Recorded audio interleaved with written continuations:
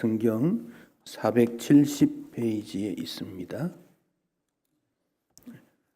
사무엘하 5장 1절에서 10절에 있는 말씀 한 절씩 교독하겠습니다. 이스라엘 모든 지파가 헤브론에 이르러 다윗에게 나와 이르되 보소서 우리는 왕의 한 골육이니이다. 전에 곧 사울이 우리 왕이 되었을 때에도 이스라엘을 거느려 실패하게 하신 분은 왕이시었고 여호와께서도 왕에게 말씀하시기를 네가 내 백성 이스라엘의 목자가 되며 네가 이스라엘의 주권자가 되리라 하셨나이다 하니라. 이에 이스라엘 모든 장로가 헤브론에 이르러 왕에게 나아오매 다윗 왕이 헤브론에서 여호와 앞에 그들과 언약을 맺으며 그들이 다윗에게 기름을 부어 이스라엘 왕으로 삼으니라. 다윗이 나이가 30세에 왕위에 올라 40년 동안 다스렸으되 헤브론에서 7년 6개월 동안 유다를 다스렸고 예루살렘에서 33년 동안 온 이스라엘과 유다를 다스렸더라. 왕과 그의 부하들이 예루살렘으로 가서 그 땅 주민 여부스 사람을 치려하매 그 사람들이 다윗에게 이르되 네가 결코 이리 들어오지 못하리라. 맹인과 다리 저는 자라도 너를 물리치리라 하니 그들 생각에는 다윗이 이리로 들어오지 못하리라 하미나. 다윗이 시온 산성을 빼앗았으니 이는 다윗성이더라. 그날에 다윗이 이르기를 누구든지 여부스 사람을 치거든 물 깃는 데로 올라가서 다윗의 마음에 미워하는 다리 저는 사람들과 맹인을 치라 하였으므로 속담이 되어 이르기를 맹인과 다리 저는 사람은 집에 들어오지 못하리라 하더라. 다윗이 그 산성에 살면서 다윗성이라 이름하고 다윗이 밀로에서부터 안으로 성을 둘러싸우니라. 만군의 하나님 여호와께서 함께 계시니 다윗이 점점 강성하여 가니라. 아멘. 아멘. 우리가 다윗에 관한 성경의 기록들을 계속 살펴보면서 다윗이 어떻게 해서 왕이 되었을까? 그런 의문을 가지게 됩니다.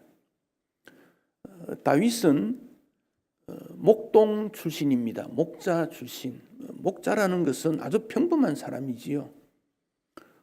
예루살렘 옆에 있는 베들레헴 땅에 이새가 있었는데 이새도 그냥 어느 지역에 사는 일반적인 사람입니다. 이새 아버지도 뛰어난 사람이 아닙니다. 아버지도 그렇습니다. 다윗이 공부를 많이 한 것도 아닙니다. 가문이 좋거나 학벌이 좋거나 능력이 있거나 이게 아닙니다. 그런데 어떻게 다윗이 왕이 되었고 이스라엘 전체에 가장 훌륭하고 모범적인 왕이 되었을까? 이런 의문을 가질 수 있게 됩니다. 그 이유를 따져보니 하나님께서 다윗을 훈련시켰는데 철저하게 훈련을 시킵니다. 하나님께서 다윗을 철저히 훈련시켰을 때 다윗은 그 감내하기 어렵지만은 인내하면서 그 훈련을 잘 받았다는 겁니다. 거부하지 않았습니다. 오늘 우리 젊은이들이 좀 더 많이 오셨는데 그 젊을 때에 인내한다는 것은 정말 어려워요. 힘들어요. 그렇지만은 그 젊을 때의 인내 끝까지 참으면 열매가 맺습니다. 다윗을 통해서 우리는 그 점을 알 수 있습니다. 우리 사람의 마음은 급합니다. 그러다 보니까 빨리 되기를 원하는 그런 마음이 있어요. 성령의 열매 중에 오래 참음, 인내라는 게 열매 있지 않습니까? 하나님 오래 참게 해주세요. 빨리 오래 참게 해주세요. 인내라는 것이 빠르게 되지 않습니다. 김치 담았는데 숙성 기간이 있어야 되지 않겠어요? 무언가를 해놓고 뒤적거리면 익지 않습니다. 요즘 그 논문 표절 이런 게 우리 사회를 힘들게 하지 않습니까? 한 편의 논문을 쓰려면 자료를 모으고 분석하고 기록을 하고 상당한 시간이 걸립니다. 시간을 단축하려고 다른 사람이 연구했던 것을 그냥 인용했다는 거지요. 저는 그런 분들의 능력이 있다고 생각해요. 그러나 그 다른 사람의 연구했던 것을 가져왔다면은 분석해봐야지요. 사실 그런가? 그리고 그 내용을 자기가 중심이 되어 다시 연구해봐야지요. 그리고는 평가를 하고 올렸으면 문제가 없지요. 그런데 그 과정을 생략하고 빨리 학위 받으려고 그런 표절을 하게 되지요. 조급해서 그렇습니다. 3년 만에 입학 못하면 4년째, 5년째 기다려야지요. 조급하면 안 됩니다. 사울 왕의 군대 장관이고 사울 왕의 사촌이었던 아브넬리, 사울 왕의 아들 3명은 길보아 전투에서 죽고 이스보셋이라는 아들을 데리고 또 나라를 세웠습니다. 그때 다윗은 헤브론에 와서 유다 지파 장로들이 다윗을 왕으로 세웠습니다. 그 이스보셋이 2년 왕이 되었습니다. 그런데 다윗이 그 사울 왕가의 모든 사람을 강압적으로 물리쳤습니까? 가만히 둡니다. 가만히 두었더니 분쟁이 일어나게 되고 요압이 아브넬을 죽이고 아비보셋은 아비보셋 밑에 있던 부하 레갑, 바하나 이들이 또 아비보셋을 죽이고 자기들끼리 그렇게 끝난 겁니다. 다윗이 행한 일 아무것도 없습니다. 기다립니다. 하나님의 때를 기다릴 줄 압니다. 사람이 변화된다는 것은 한 평생을 통해서도 잘 변화되기 어렵습니다. 그렇기 때문에 사람이 변화되기를 위해 기도한다면 오랫도록 기다려 있어야 됩니다. 부모에게 조급한 마음이 있으면 자녀가 더 어려워집니다. 부모는 더 느긋하게 기다려야 됩니다. 그러나 기도하면서 기다려야 됩니다. 나무는 잎이나 꽃이나 가지보다도 뿌리가 중요하다 그러지 않습니까? 가지가 병들면 잘라버리면 돼요. 잎이 병들면 떨어뜨리면 돼요. 뿌리는 보이지가 않습니다. 뿌리가 병들면 눈에 보이지 않지만 시간이 지나면 나무 전체가 사용할 수 없습니다. 뿌리가 병들면 그 뿌리를 파내어서 상한 부분 잘라내야 됩니다. 굉장히 어렵습니다. 지혜나 지식이 뿌리에 감추어져 있습니다.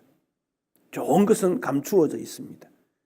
그러니까 우리 마음에 있는 좋은 것들을 하나님의 은혜로 계속 양육을 하면 성장시키면 때가 되면 열매를 맺습니다. 조급하면 안 됩니다.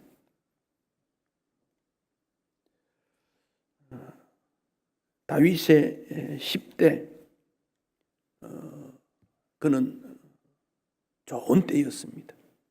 그러나 아주 평범했습니다. 학교로 말하면 보통 성적입니다. 무명인입니다. 인정받지 않는 그러나 성실했습니다. 다윗의 20대가 황금기지요. 모든 지식이나 기능이나 태도나 20대 다 배울 수 있습니다. 다윗 뭐였습니까? 도망 다녔습니다. 쫓겼습니다. 다른 나라로까지 숨어갔습니다. 30이 되니까 헤브론에서 유다 지파의 왕이 됩니다. 전체가 아닙니다. 거기서 7년 6개월을 또 지납니다. 38세쯤 되었을 때 이스라엘 전체의 왕이 되어서 이제는 33년을 통치하게 됩니다. 인내가 필요합니다. 인내가 필요합니다. 기다릴 줄 알아야 됩니다.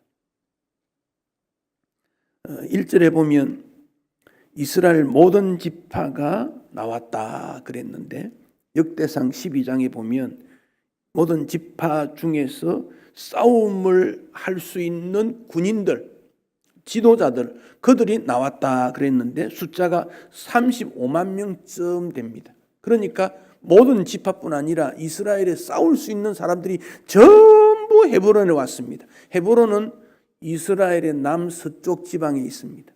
거기 전부 찾아온 겁니다. 멀리서 전부 왔다는 겁니다. 다 왔습니다. 우리는 왕의 골육입니다. 골육이란 말은 같은 핏줄입니다.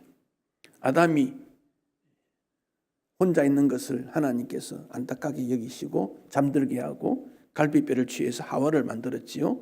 하와를 아담에게 데려다 줬더니 아담이 이는 내 살 중에 살이요 뼈 중에 뼈다. 같은 골육이다.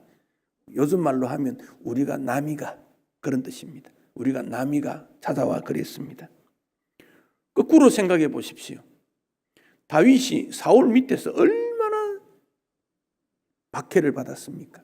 그때는 아무도 도와주지 않았는데 사울 가문이 완전히 몰락하고 다윗이 이제 부각이 되고 사울 가문이 완전 몰락할 뿐 아니라 나라가 혼란해졌습니다. 지도자가 없으니까. 그리고 다윗은 일부의 대표였고 그러다 보니까 지파 장로들이 이거 안 되겠다. 찾아가자. 가서 하는 말이 뭐라고 합니까? 우리가 남입니까? 2절에 보면 이전에 이스라엘을 거스려 전쟁에 출입하고 이스라엘의 목자가 되고 이스라엘 주권자가 되리라 했지 않습니까? 이제 우리의 대표가 되어 주십시오. 여러분, 이때 다윗의 마음이 어떻겠습니까? 못된 것. 어떤 때는 나를 박해하고 죽이려고 하다가 이제는 자기들이 추종한 세력이 다 몰락하니까 이제 나에게 와서 아부하는구먼 이럴 수 있지 않겠습니까? 다윗은 일체 그런 말 하지 않습니다. 하나님께서 나를 인내 훈련을 시켰고 지도자 훈련을 시켰구나. 다윗은 그런 마음입니다. 여러분, 우리 인간관계에 있어서 마음을 좀 넓히십시오. 나를 괴롭히고 고통스럽게 하고 무시했던 사람이 하나님의 은혜로 저 사람이 하나님의 사람으로 하는 일마다 잘 되는구나 라고 깨달으면 찾아와서 정말 지도자입니다. 우리와 함께 주의 일을 도모하십시다. 함께 하면 좋겠어요. 그렇게 말하면 무시하거나 옛날에 그것을 끄집어내지 말고 품어주세요. 안아주세요. 우리 예수님이 그렇지 않습니까? 그 박해자 바울을 불러다가 이방인과 임금들 앞에 복음 전하는 자로 썼던 분이 예수님 아닙니까? 얼마나 우리 예수님 마음이 넓은지 몰라요. 그리스도인들의 마음이 좀 넓어야 돼요. 누군가가 나에게 지적하면 예 고맙습니다. 그러면 돼요. 무슨 말을 하면 그것도 옳습니다. 그러면 돼요. 이게 다윗의 마음이에요. 다윗은 기다리는 훈련, 지도자로서의 포용력 다 훈련시켰어요. 여러분이 하는 일, 목표하는 일에 시간이 꽤 걸리더라도 편법 쓰지 말고 끈질기게 차근차근 한 단계씩 올라가면 목적지에 도달할 수 있어요. 거북이가 느리지만은 성실히 했더니 토끼를 이기지 않습니까? 다윗을 통해서 그런 모습을 볼 수 있습니다. 이제 다윗이 기름 부음을 받고 왕으로 등장이 됩니다. 왕이 된 다윗은 제일 먼저 무슨 일을 해야 될까 생각을 했을 것입니다. 어떻게 할까 고민을 합니다. 그런데 다윗의 사적에 대해서 사무엘, 열왕기, 역대기 다 통해서 보면 다윗이 왕의 기준이 됩니다. 나중에 이스라엘이 남북으로 나누어지지요. 북쪽에 22명, 남쪽에 19, 한 40여 명 되는 왕들이 있는데 그들을 성경의 기록자들이 평가할 때 다윗과 같이 행하며, 다윗이 기준이에요. 여러분, 신앙생활에 있어서 우리 주님께서 신촌 강서교회에는 이 성도만큼 신앙생활만 된다, 그런 기준이 있으면 좋겠어요. 그게 신앙에 연륜이 있는 분들의 사명입니다. 부모님들이 너 신앙 우리 교회 이런 장로님처럼 이런 권사님처럼 섬기면 돼, 그런 분이 좀 나와야 돼요. 이 다윗을 본받는 신앙입니다. 한국의 교회가 얼마나 많습니까? 사람들이 어느 교회가 좋겠나 그러면 신촌 강서교회 가봐 기준이 된다 그런 말입니다. 이게 다윗입니다. 멋진 사람입니다. 다윗이 왕이 된 다음에 가만히 생각해 보니까 여부서 지역의 땅을 공격해서 차지해야 되겠다 생각을 합니다. 여부서는 어디냐? 지금의 예루살렘 있는 곳입니다. 헤브론은 남서쪽 한쪽 모퉁이에 있습니다. 이스라엘 전체를 통치하기는 어려워요. 그리고 블레셋과 가깝고 그래서 예루살렘 있는 땅에 가야 되겠다. 근데 보니까 여부서 사람들이 점령하고 있었어요. 여부서가 누구냐? 옛날 다윗 때부터 500년 전입니다. 여호수아가 가나안 땅을 점령했을 때 여리고 점령하고 아이성 점령하고 이렇게 해서 전투에 가는데 여부서 사람들이 가만히 보니까 안 되겠다. 우리도 어렵겠다. 그리고는 변장을 했습니다. 멀리서 찾아온 사람처럼 옷을 입고 먹는 빵이 있는데 곰팡이 막 핀 거를 들고 물을 넣은 가죽 부대가 낡은 거를 준비를 하고 멀리 여행 온 것처럼 터덜터덜 여호수아에게 온 거예요. 그리고 말합니다. 우리가 멀리서 왔는데 좀 도와주시면 좋겠다고. 여호수아가 뭘 도와주느냐고 그랬더니 우리와는 전쟁하지 말자고. 여호수아가 뭘 잘못했습니까? 그 사실을 놓고 기도하면 좋겠는데 누군가가 찾아와서 우리가 약한데 좀 도와주시고 싸우지 맙시다 그러니까 기분이 얼마나 좋았겠어요. 계속 전쟁하는데 좋다 싸우지 말자. 그리고 알고 보니까 바로 옆에 예루살렘 땅에 살던 사람들이었어요. 그 분쟁이 막 일어나지요. 이럴 수가 있나? 그렇지만 약속한 건 지켜야 되니까. 그래서 여호수아 사람들을 장작 패고 물 깃는 사람으로 썼습니다.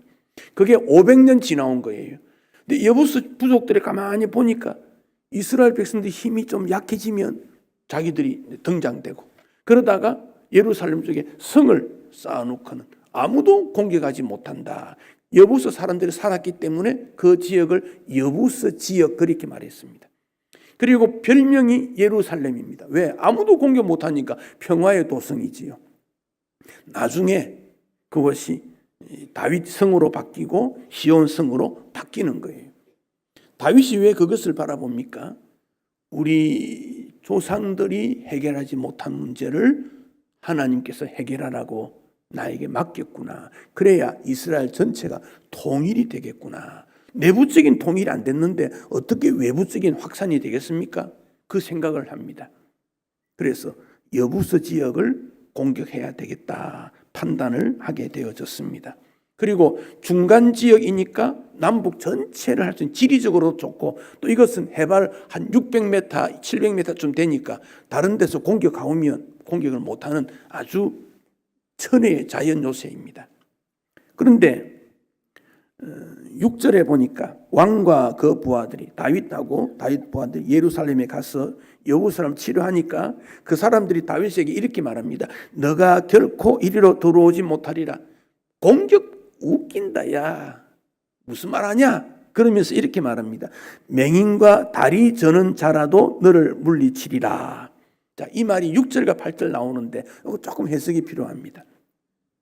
어떻게 보면 이스라엘 백성들을 무시하는 듯한 발언 같습니다만 이건 역사적 배경이 있습니다.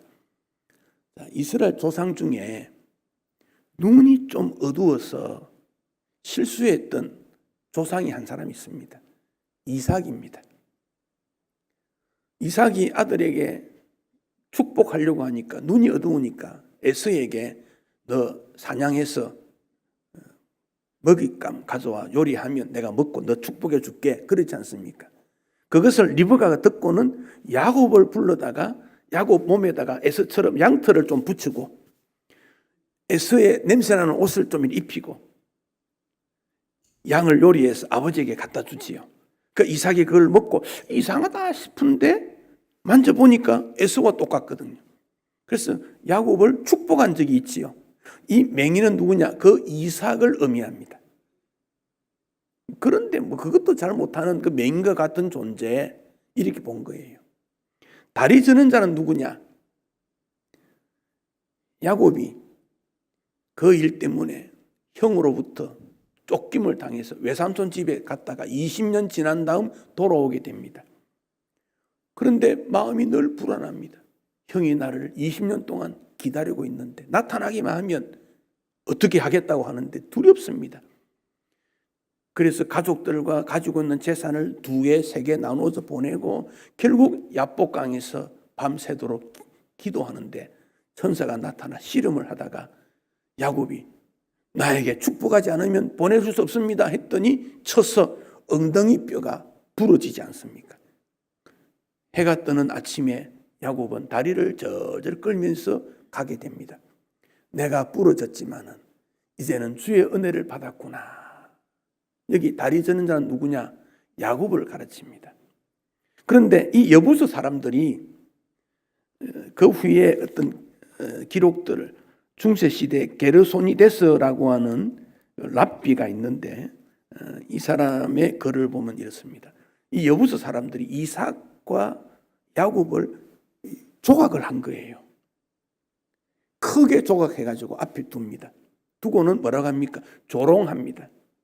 이스라엘 백성들 너희들이 여기 들어올 수 있냐? 맹인과 다리 저는 사람 같은 존재가 아니냐? 그렇게 한 거예요.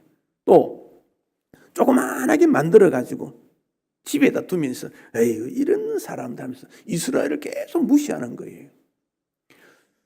근데 거기 예루살렘에는 물이 귀합니다. 그래서 바깥에 기혼이라고 하는 샘에서 물을 길러다가 이렇게 수로를 만들어서 예루살렘으로 물 들어오게 하고 그걸 펌핑을 해서 끄집어내는 그런 역할을 하는데 거기에 모다 같은 게 있게 안 있겠습니까? 물을 끌어올려면 그때 이 작동하는 기계를 이삭과 야곱의 형상을 붙여놓고 봐라 우리를 먹이는 물 끌어오는 이런 역할을 하는 존재다 이렇게 만든 거예요. 나중에는 기계 장치에 이 붙였다 사용했다 그래요. 그러니까 여부스 사람이 처음에는 장작 패고 물 깃는 일을 하다가 나중에는 이스라엘 사람들이 우리를 위해 물 길어다 주고 우리를 위해 희생하는 그런 존재 이렇게 평가를 절하시킨 그 내용을 지금 말하는 거예요. 지금 다윗이 그것을 알고 역대상 11장 6절에 보면 먼저 여부수 사람을 치는 자는 우두머리와 지휘관으로 삼겠다라고 했어요.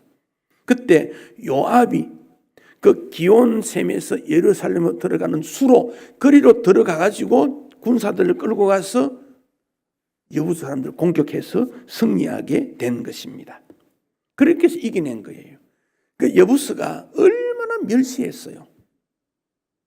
여러분 오늘 우리 사회에 복음을 무시하고 교회를 무시하고 하나님을 대수롭게 여기고 하나님의 진리의 말씀을 비난하는 이런 존재들이 사건들이 우리 가운데 일어나지 않습니까?